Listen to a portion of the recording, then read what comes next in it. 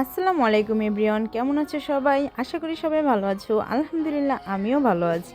যেহেতু বসন্ত এসে গেছে, সুন্দর একটা শাড়ি পরবো না তা কি হয়? তাই আমি সুন্দর একটা শাড়ি পরলে তো লাগবে কিছু জুয়েলারি।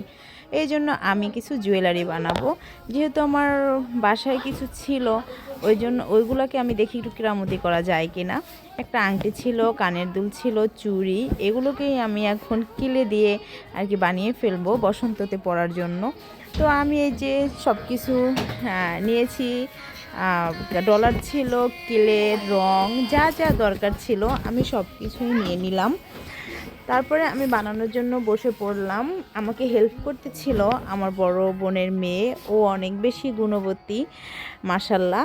তারপরে আমি এই যে পাতা দিয়ে অনেক সুন্দর করে ওইটাকে আর কি একটা কানের গলার যে রকেটটা থাকবে ওইটার সাথে পাতা দিয়ে ঝুলিয়ে দিব।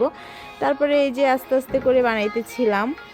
দেন ফাইনাল লুক দেখো কেমন হয়েছে, অবশ্যই জানাবে। ফাগুনের মোহনায়